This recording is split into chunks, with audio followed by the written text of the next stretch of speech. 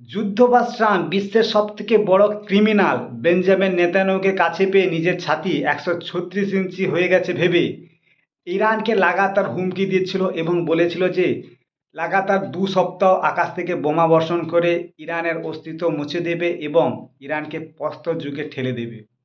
কিন্তু এই হুমকি হুমকার মাঝেই ইরান এমন কিছু করে দেখায় এবং আমেরিকার সঙ্গে এমন কিছু হুমকির খেলা দেখায় যেতে আমেরিকার যে রাষ্ট্রপতি ট্রাম্প তিনি এখন ছাগলে পরিণত হয়েছে।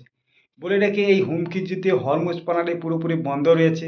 আর এই হরমুজ প্রণালী খোলা এবং ইরানের আক্রমণের পরিকল্পনা যতটা আমেরিকা রাষ্ট্রপতি করে, মানে যদি 2 পা যদি এগিয়ে যায় এই কাজ করার জন্য, তা আবার 3 পা পিছিয়ে নেয় ইরানের ভয়ে।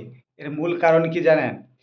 মিডিল ইস্টে যে কুয়েত বাহরাইন আর যে আমেরিকার সৈন্যঘাঁটি রয়েছে ওইখানে, মানে কুয়েত বলুন, বাহরাইন বলুন, সৌদি আরব বলুন, সেই সেনাঘাঁটি থেকে আমেরিকার সৈন্যরা ইরানের আক্রমণের ভয়ে পালিয়ে গেছে।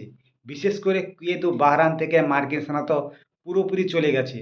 এর মূল কারণ হচ্ছে দ্বিতীয় বিশ্বযুদ্ধের পর এই প্রথমবার কোনো দেশ মিডিল ইস্টে আমেরিকা সহ আমেরিকা যে গোষ্ঠী, মানে তার যে মিত্র বন্ধুরা রয়েছে, সেই মিত্র বন্ধু দেশের উপর কোনো দেশ এত ভয়ঙ্কর আক্রমণ চালিয়েছে, যার কারণে আমেরিকা যে সেনা ঘাঁটি রয়েছে ওখানে, ওখান থেকে আমেরিকার সৈন্য ঘাঁটিকে পালাতে বাধ্য করছে ওই দেশেরই সরকার এবং ইরানের আক্রমণের ভয়, মানে আতঙ্কের কারণে।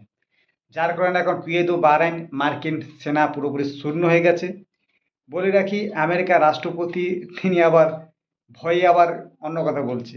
তিনি বলছে যে ইরান নাকি তার কাছে আবেদন করেছে যে তাদের আর মারো না, মানে তাদের মানে ইরানকে মারতে না বলছে, মানে বুঝতে পারছেন চুক্তির দিকে এগোচ্ছে।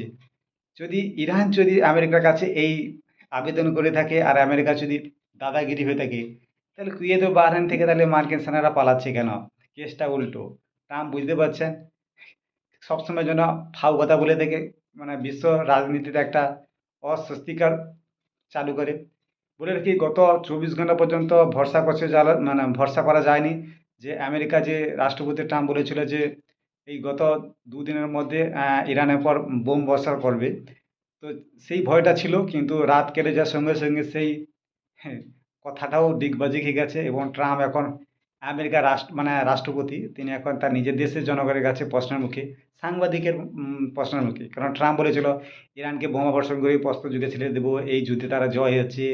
লাগাতার যেমন ফাউ কথা বলে থাকে, তারা বলার পরেও কেন কুয়েত ও বাহরাইন থেকে মার্কিন সেনারা ফিরে যাচ্ছে, মানে পুরোপুরি ফিরে গেছে এবং তাদের যে মিত্র দেশ, মানে মধ্যপ্রাচ্যের যে মিত্র দেশ, তারা আলটিমেটা দিয়ে দিচ্ছে তাদের সেনাকে নিয়ে যাওয়ার জন্য। যার কারণে ট্রাম্প এখন সাংবাদিকদের প্রশ্নের মুখে, মার্কিন সাংবাদিকদের তিনি এখন সেই প্রশ্নের কোনো উত্তর দিতে চাইছে না। বলে রেখে বিগত 41 দিনের মধ্যে, মানে ট্রাম্প বলেছে যে ইরানকে ধ্বংস করে দেবে, প্রস্তর যুগে ঠেলে দেবে, এরকম হুমকি দিয়েছিল, কিন্তু কেসটা কিন্তু উল্টো হয়। যুদ্ধের মোড় কোন দিকে যাচ্ছে এখন বলার কথা নেই।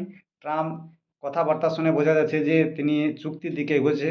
আর ইরান মনে হচ্ছে না চুক্তিতে যাবে, কারণ আমেরিকার সঙ্গে যতবার চুক্তি করেছে ট্রাম্প কোনো না কোনোভাবে চুক্তি ভেঙে ইরানের উপর আক্রমণ করেছে। তো দেখার বিষয় এই চুক্তিটা স্থাপন হয় কিনা। তো গাইস, আপনাদের যদি ভিডিওগুলো ভালো লেগে থাকে তবে অবশ্যই সাবস্ক্রাইব করে জুড়ে দেবেন। ধন্যবাদ।